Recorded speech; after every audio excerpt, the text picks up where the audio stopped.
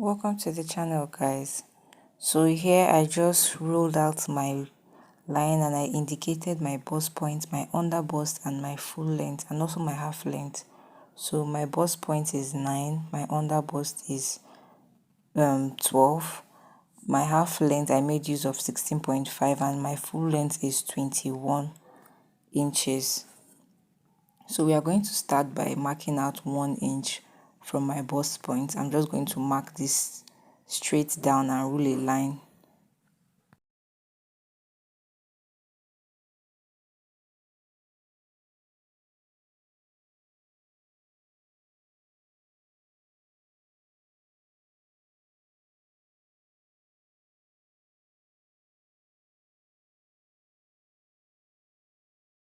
So guys, after that I'm just going to mark my bust pan measurement. My bust pan is 7 divided by 2 is 3.5, so I'm just going to mark 3.5 from that 1 inch I have there. So I'm just going to mark 3.5 and mark it straight down from my under bust point.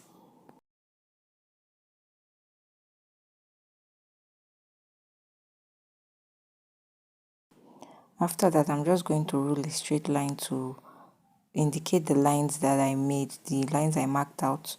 I'm just going to rule that out.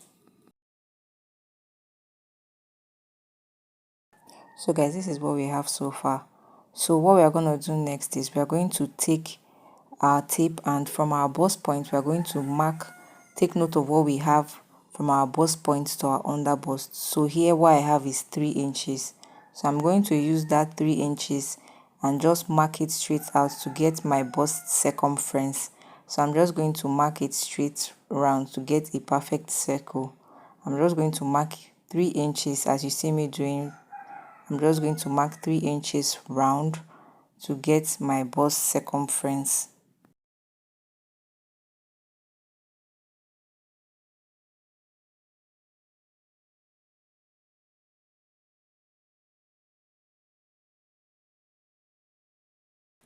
After that, I'm just going to connect the dots to create a perfect circle.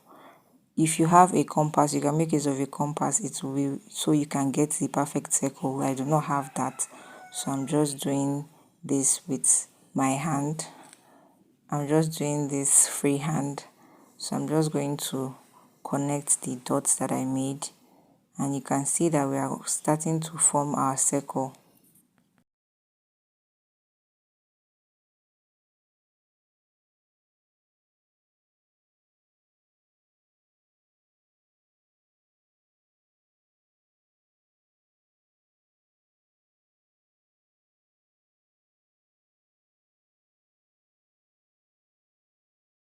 Next, what we are going to do is we are going to take out our dart, and I'm going to use 1/2 inch on both sides as you can see me doing right now, and I'm just going to connect it to our under bust, and also I'll also connect it straight down to our full length.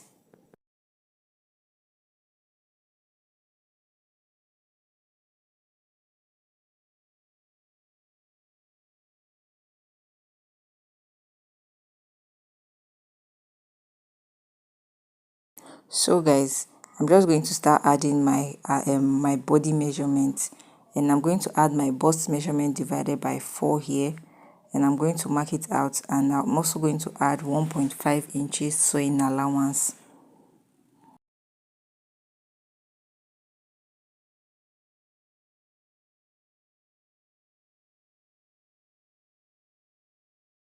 So for my under bust, I'm also going to add my under bust measurement divided by 4, and I'm going to return the 1 inch that I took after adding my body measurement divided by 2 plus our sewing allowance. So what we are going to have is 2.5, so I just mark that out, and the same thing is I have for my under bust is the same measurement I'm using for my half length, so I'm just taking that measurement down. So I'm going to add now my waist measurement divided by 4 plus our 2.5 inches allowance, and don't forget the 2.5 is also us adding back our 1 inch we took, our 1 inch that we took. Please, like I always say, if you do not understand anything, do not hesitate to leave a comment down below, and I will address your comments. So I'm going to go in by 1 inch for snatching at the my half length. I'm going to go in by 1 inch. This is because I want to have this snatch effect. So I'm going to take in 1 inch, and I'm just going to connect the lines, as you can see. So I'm just going to connect the lines, and I'm going to curve out this part you see me curving, because we are not that sharp. We do not want sharp edges. So I'm just going to curve it out. So this is what we have so far. Then I'm also going to go up by 1 inch from this point, and curve it straight down, just to create the perfect shape that I want for my top. This is how I want it. So I went up by 1 inch. You can as well go up by 1.5 inches depending on the effect you're trying to create. You can go up by 1 inch, 1.5, or even 2 inches depending on the effect you are trying to create. So next, I'm going to take my dart straight up to my under bust, because I do not like working with this kind of dart. I just did this to show you that you can also make use of make your dart look this way. It is going to still come out well, but for me, I like to take it straight. I like to take my dart straight. This is just a preference. You should as well do what works for you. So that is what I did. So now we are moving to the top, and I'm going to mark my shoulder measurement divided by 2, which is 8, and I'm going to mark that. And from that point that I marked, I'm going to come down by 1 inch to create our shoulder slope, and I'm going to mark 8 inches, which is what we have here already. And I'm going to draw a straight line from that 1 inch we came down by. I'm going to draw the line to create our armhole curve. So I'm just going to do the usual thing I do when I'm trying to create my armhole curve. I go in by half an inch at the midpoint, and then I come out by 1 inch at this point, just to create my curve. If you have your armhole curve, you do not need to go through this process. So I'm just going to create my armhole, and after that we are going to go to the neckline. So I'm making use of 3.5, and for the depth I'm going to make use of 3.5 as well, and I'm just going to create a curve to form our neckline. So this is what it's looking like for the yoke part, and I'm going to, from that point, slant the shoulder to meet that 1.1 inch we went down by. So this is what we have after I was done. So for the depth of your corset top, it depends on how deep you want it. You can take it as far as 12 inches to go under your bust. I'm going to insert a picture of what I'm explaining. You can take it as deep as you want it to be, but I do not want mine to be too deep, so I'm going to be making use of 10.5 inches. But you can as well make it to get up to your under bust, the way you see most persons doing theirs. So I'm just going to be making use of 10.5 inch, and I mark that out. So from that point, I am just going to curve it out to create our yoke. So I'm curving it to meet with our armhole, and you can see that I went into that circle we made. Do not worry, it is not going to affect your work. Just stay tuned to the sewing part of this video, and you'll see how I was able to achieve the top. So this is what it's looking like after I was done creating the curve. So for the back, I just extended the lines, and you can see that we still have our bust point, under bust, half length, and full length. So from this point, I'm going to take 2.5 inches, and I'm going to mark that straight down. I'm going to be taking this out of our measurements. We are not going to be working with a zipper allowance.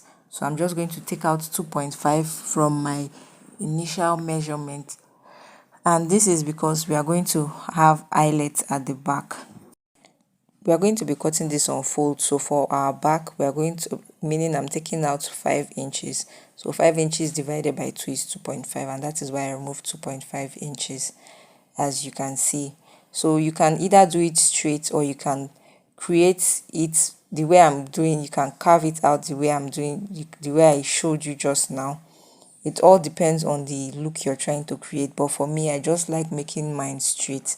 So we are not going to be working with this one you're seeing here. We're going to be working with the straight line. I just did that to show you that there are different ways you can make your back to look like. So I'm just going to mark that out to show you that we are not working with that line.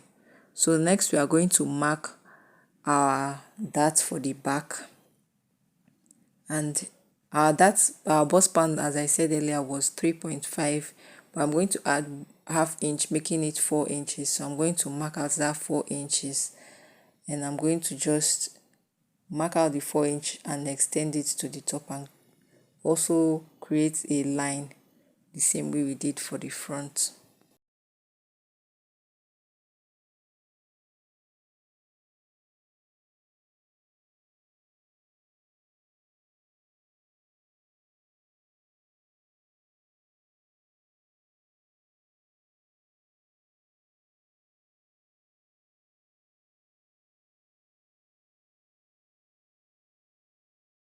After that, I took half inch on both sides, the same way I did for the front. And like I said, I like to make my dart straight, so I'm also going to be making use of the straight dart. So I'm marking out this part to tell you that we are not going to be making use of that part. So I'm also going to mark out the half inch at the top, and I'm just going to take it straight down. This is just the way I like to do mine. But also, I would advise you do what works for you when it comes to using the dart. Do what works for you. Most persons do it this way, the way I'm showing you right now, using the diamond dart method. But I just like taking mine straight, so you can do what works for you as well. So you can see I just did that to show you, but I'm making use of the straight one. So after that, I'm just going to impute my measurements, and after imputing my measurements, I'm also going to return the 1 inch we took, the 1 inch dart. I'm going to return it and also add my 1.5 sewing allowance, which is 2.5 inches. So I'm going to do that all the way down, the same way we did for the front.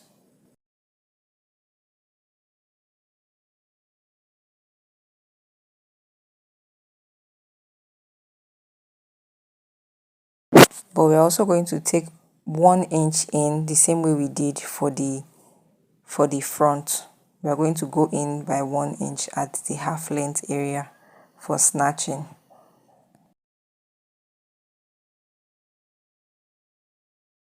After that, I'm just going to draw the lines to meet each other, as you can see me doing right now.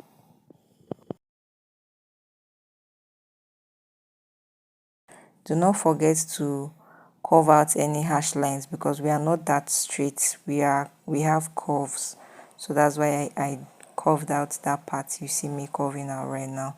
So I'm going to just come out to arch this point, so it's going to look very nice when you're snatching. There's a look it gives, and I did not do that for the front, so I just did it just now, and I'm also going to do that for the front. I actually forgot, so I'm going to do the yoke part the same way we did for the front. That's the same thing we are doing for the back.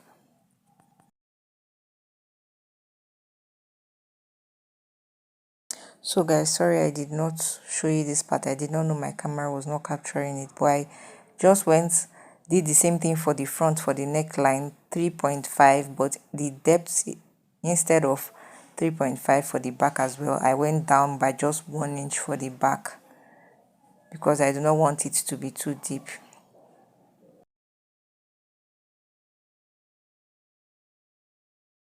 So guys, we're trying to create a keyhole effect at the back.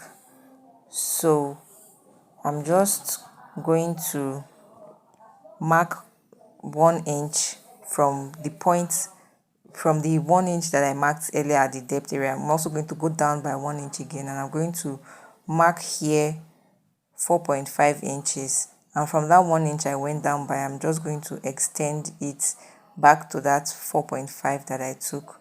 So this is what the back is looking like when I was done. So I also went up by 1 inch for the back as well, the same way we did for the front, and I'm just going to curve it to meet. And this part, you can do it however you want depending on the look you're trying to create. As you can see what I did earlier, you can curve it up the way I'm doing right now, or you can just, depending on what you want, depending on the kind of corset top you are trying to create, there's a lot of things you can do. I'm going to try to put up pictures to show you what I mean. So this is what we have after we were done drafting the back. So after that, I'm just going to cut out my pattern. And if you'd like to see how I drafted the cup of the corset, I already have a video up on the channel. I'll link that below in the description box so you can go and check it out. So I'm just cutting out my patterns, as you can see.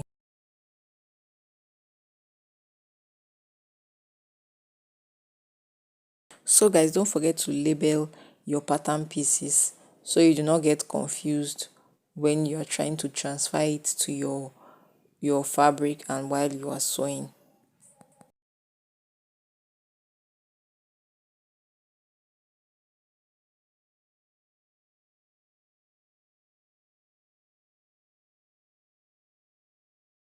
So guys, this is the fabric I'm using. I'm just cutting my pattern on my fabric, and as you can see, I am cutting and leaving 1/2 inch allowance at the top for the yoke.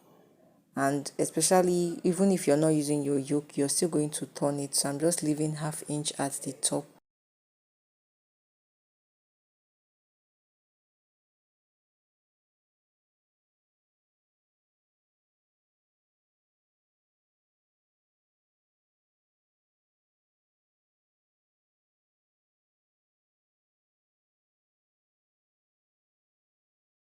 So guys, after I was done cutting the fabric, I went ahead to just cut the lining piece as well.